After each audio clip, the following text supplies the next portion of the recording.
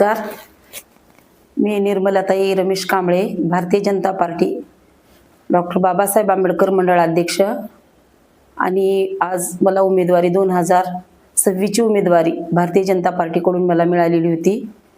मी थोड्या मताने, मी प्रभाग 2 मधून थोड्या मताने लीड घेऊ शकले नाही.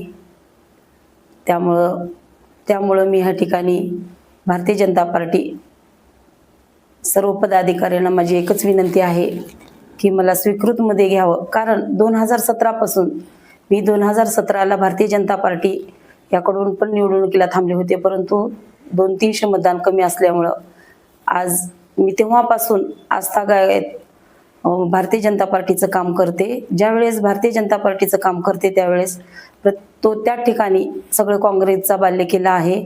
आम्हाला खूप त्रास होत होता, तरी सुद्धा आम्ही त्या ठिकाणी कमळ फुलवलेला आहे. सर्व जनता आपल्या पाठीशी आहे. आणि मला सर्व पूर्व भागातली प्रभाग 2, 3, 4 या भागातील सर्व जनता ते मंडळ अध्यक्ष असल्यामुळे आमच्या सोबत आहेत. आणि मला एकच सांगायचंय की भारतीय जनता पार्टी पूर्व भागात कसलीच नाही, तरी सुद्धा आम्ही त्या ठिकाणी खूप चांगलं काम केलेलं आहे. रोड, नाल्या, रस्ते असतील ते आम्ही या सामाजिक कार्यामधून केलेला आहे. तिकडला भाग स्लिम आहे, त्यामुळे आम्ही आज एक मागासवर्गीय महिला म्हणून, अनुसूचित जातीची महिला म्हणून मी त्या ठिकाणी सर्वांच्या कामासाठी प्रयत्नशील असते. कोणत्याही योजना असतील, भारतीय जनता पार्टीकडून ज्या योजना आलेल्या आहेत त्या मी राबविण्याचा प्रयत्न करत असते.